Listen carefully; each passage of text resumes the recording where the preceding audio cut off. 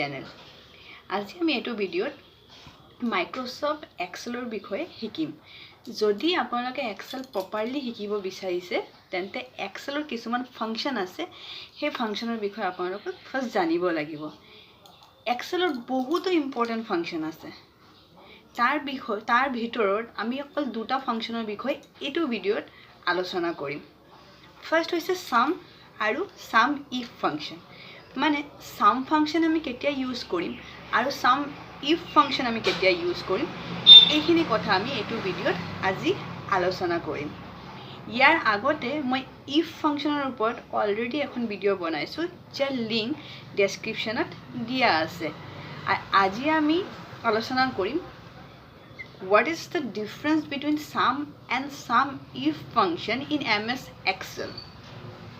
আৰু কেতিয়া আমি সাম ফাংচন ইউজ কৰিম, কেতিয়া আমি সাম ইফ ফাংচন ইউজ কৰিম, এই গোটেইখিনি কথা আমি আজি এটো ভিডিওত আলোচনা কৰিম। যদি ভিডিওখন ভাল লাগে লাইক এটা দিব, আপোনাৰ ফ্ৰেণ্ডছৰ মাজত শেয়াৰ কৰিব আৰু মোৰ চেনেলখন সাবস্ক্ৰাইব কৰিব নাপাহৰিব। Let's start.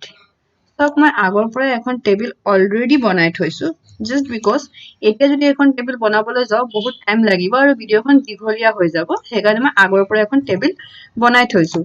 এখন এটা দোকানৰ ওপৰত টেবল বনোৱা হৈছে, জাস্ট কোনে কাস্টমাৰৰ নাম দিয়া আছে, ডেট দিয়া আছে, কি বস্তু কিনিছে, কিমান কৈ কিনিছে আৰু এটা বস্তুৰ দাম কিমান কৈ।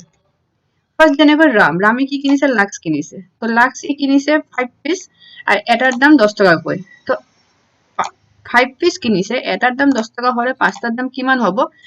সিম্পল ক্যালকুলেশন মই এখন ডিলিট কৰি দিছো। সিম্পল ক্যালকুলেশন কি হ'ব? আমি জানোয়ে এক্সেলত যি কাম কৰো ফাৰ্স্ট ইকুয়াল দিবই লাগে। তো ফাৰ্স্ট কোয়ান্টিটিৰ লগত যদি মই ৰেটখন ইনটু কৰি দিও তেন্তে আমাৰ সেলসটো ওলাই যাব।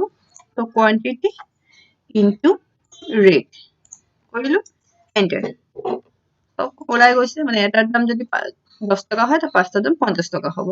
আৰু বাকিখিনি গোটেইখিনি কৰিব দৰকাৰ নাই। আমি জানো যে এখন যদি আমি ফৰ্মুলা ইউজ কৰি দিও, বাকিখিনি জাস্ট ইয়াত ডবল ক্লিক কৰি দিলে নিজে নিজে ওলাই আহি যাব। তো এখিনি আমাৰ ওলাই গল সেলস। এতিয়া আমি শিকিম সাম আৰু সাম ইফ ফাংচন। ফাৰ্স্ট সব এখন মই ডিলিট কৰি দিছো। প্ৰথমে সাম, ফার্স্ট আমি শিকিম সাম ফাংচন। সাম ফাংচন শিকিম আমি। সাম কেতিয়া ইউজ কৰা হয়? যেতিয়াই আপোনালোকক কিবা টোটেল ওলাবলৈ ক'ব, যিকোনো বস্তু যদি টোটেল ওলাবলৈ কয় তেন্তে সদায় সাম ফাংচন ইউজ কৰিব। অকল বিলৰ ক্ষেত্ৰতে নহয়, যিকোনো ক্ষেত্ৰত যদি টোটেল ওলাবলৈ কয় দেন আপোনালোকে সাম ফাংচন ইউজ কৰিব। তো কি ওলাবলৈ কৈছে ইয়াত? টোটেল সেলস, মানে এই সেলসটো কিমান হৈছে তাৰ টোটেলটো ওলাবলৈ কৈছে। তো আমি ইকুয়াল ইউজ কৰিম। আমি জানো ফৰ্মুলা আগত ইকুয়াল দিব লাগে। যেহেতু টোটেল ওলাবলৈ কৈছে আমি সাম ফাংচন ইউজ কৰিম। ব্ৰ্যাকেট দিলো। কাৰ টোটেল ওলাবলৈ কৈছে? সেলসৰ। তো সেলসৰ আমি ৰেঞ্জটো ড্ৰেগ কৰি দিম। Bracket close, enter. সব ওলাই গল, মানে এইখিনি টোটেলটো ওলাই গৈছে। তো সিম্পল হৈছে সাম ফাংচন। আপোনালোকে বুজি পাইছে কেতিয়া ইউজ কৰা হয়? যেতিয়া কিবা বস্তু টোটেল ওলাবলৈ কয় তেতিয়া হয় সাম ফাংচন ইউজ কৰা হয়। এতিয়া সাম ইফ ফাংচন আমি জানিম যে সাম ইফ ফাংচন কেতিয়া ইউজ কৰা হয়। সব এতিয়া আমাৰ নেক্সটটো কি কৈছে? Total sales of lakhs. মানে যেতিয়া টোটেলৰ মাজতেই আপোনালোকক এটা কন্ডিশন দি দিব যে আপুনি টোটেলে ওলাই দিয়ক, কিন্তু গোটেইখিনি টোটেল মোৰ নালাগে। কিহৰ টোটেল লাগে? অকল এই গোটেইখিনিৰ মাজত লাক্সৰহে টোটেল লাগে, অকল লাক্সৰহে টোটেল লাগে, বাকি কেইটা টোটেল মোৰ নালাগে। মানে টোটেলৰ মাজতো এটা কন্ডিশন দি দিছে। যেতিয়া এনেকৈ এটা কন্ডিশন দি দিব তেতিয়া সদায় আপোনালোকে ইফ ফাংচন ইউজ কৰিব। If function. আৰু যেহেতু টোটেল ওলাবলৈ কৈছে আমি আগতে জানো যে টোটেলৰ কাৰণে সাম, আৰু যেহেতু আমাক কন্ডিশন দি দিছে যে টোটেলৰ মাজত অকল লাক্সৰহে টোটেল ওলাব লাগিব, দেন ইফ। তো আমাৰ হৈ গল সাম ইফ ফাংচন। তো মই ইয়াত ইউজ কৰিম সাম ইফ ফাংচন। তো ইকুয়াল দিলো, সাম ইফ লিখিলো, bracket.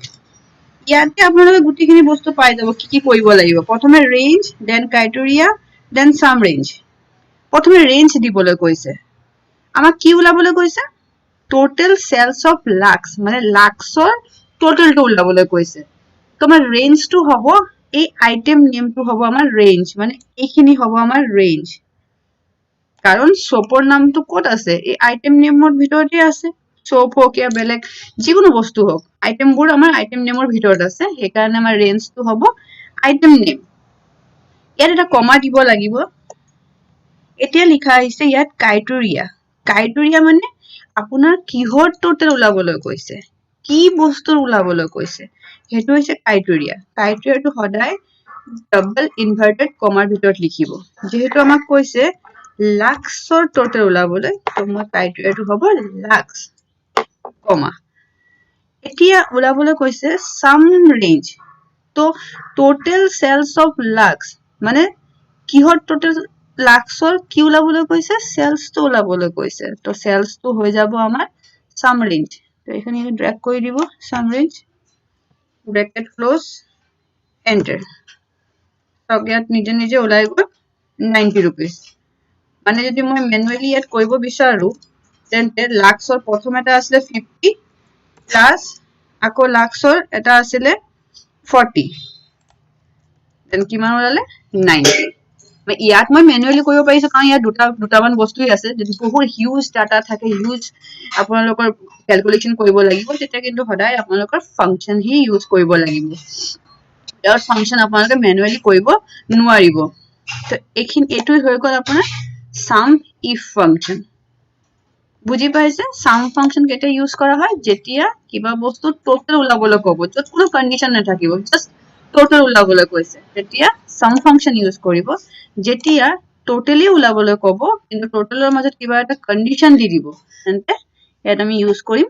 Sum if function okay মাৰবা ইয়াত বুজাইছো নেক্সটত তো ইয়াত আকৌ কৈছে টোটাল সেলস ওলাবলৈ তো টোটাল সেলস আমি জানোয়ে সাম ফাংচন ইউজ কৰিলো ব্ৰ্যাকেট সেলস যেহেতু কৈছে সেলস খন ড্ৰেগ কৰিলো ব্ৰ্যাকেট ক্লোজ এন্টাৰ ওলাই গ'ল এতিয়া সক নেক্সট সাম অফ সেলস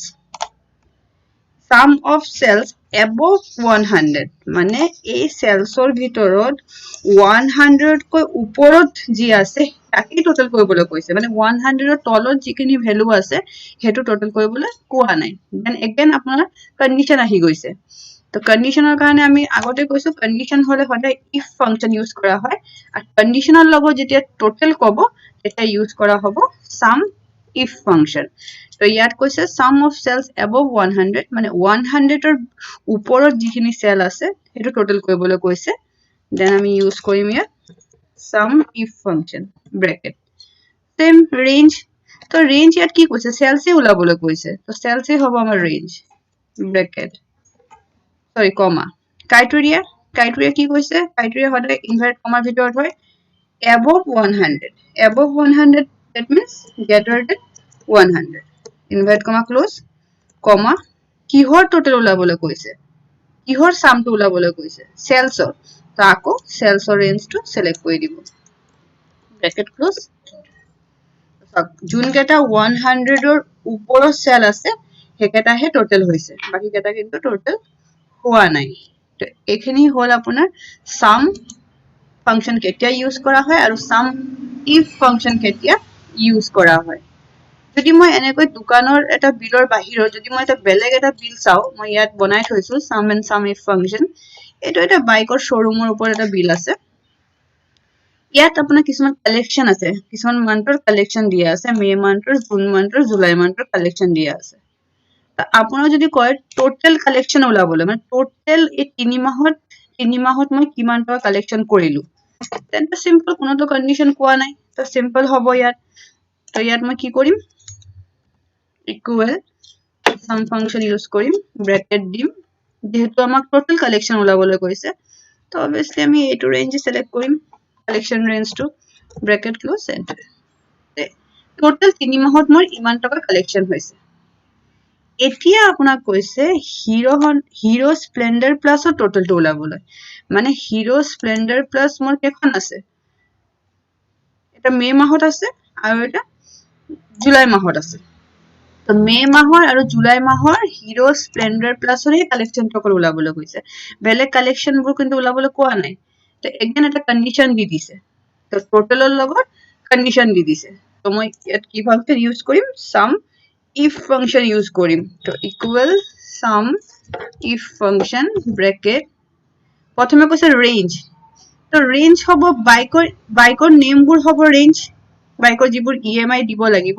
যোনবোৰ বাইকৰ হেতু হবো range তো range to select কৰিব কমা criteria তো criteria to সদায় inverted কমাৰ ভিতৰত হয় কোনখন বাইকৰ কৈছে Hero Splendor plus সৰ কৈছে তো এখানে ইনভাৰ্ট কমাৰ ভিতৰত হ'ব কমা সাম ৰেঞ্জ তো সাম ৰেঞ্জ মানে হিৰো স্প্লেন্ডাৰ বাইকৰ কি উলাবলৈ কৈছে কালেকশন টু উলাবলৈ কৈছে তো কালেকশন টু হৈ যাব সাম ৰেঞ্জ তো কালেকশন টু ড্ৰেগ কৰি দিব বাস ব্ৰ্যাকেট ক্লোজ এন্টাৰ সবইটো মানে হিৰো স্প্লেন্ডাৰ বাইকৰ যে দুমাহৰ কালেকশন হৈছিল হেতুহে উলালে গুটেখিনি কিন্তু উলোৱা নাই ঠিক তেনেকৈ উলাবলৈ কৈছে তো সিম্পল এটো মই ইয়াত লিখাই আছে সব সাম লিখি যেহেতু টোটাল উলাবলৈ কৈছে তো সাম লিখি কি উলাবলৈ কৈছে কালেকশন তো গুটেখিনি কালেকশনৰ ৰেঞ্জ টু মই ড্ৰেগ কৰি দিলো এন্টাৰ এটো উলাই গল এতিয়া কৈছে ইয়াত total collection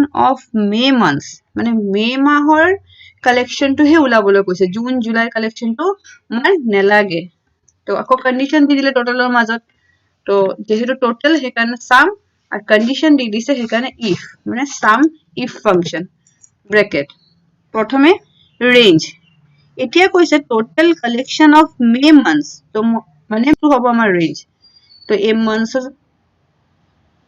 range to drag কৰি দিব হৈ গল কমা criteria দেন কি কৈছে criteria কি হ'ব ইয়াত কোনটো মাহ উলাবলৈ কৈছে মে মাহৰ উলাবলৈ কৈছে তো মে মাহটো হ'ব criteria কমা সাম ৰেঞ্জ মে মাহৰ কি উলাবলৈ কৈছে কালেকশন উলাবলৈ কৈছে তো কালেকশন টু হৈ যাব সাম ৰেঞ্জ বাস ব্ৰ্যাকেট ক্লোজ এন্টাৰ এটো সব মে মাহৰ আমাৰ দুটা মে মাহ আছে মে মাহৰ কালেকশন টু আকৌ উলাইছে যদি মই ইয়াত ম্যানুয়ালি আপোনালোকক দেখাব বিচাৰো তো মে মাহৰ এটা আছে 1,25,000 প্লাস আৰু এটা আছে 1,35,000 2,60,000 উলাই গল তো ইয়াতো 2,60,000 উলাই গৈছে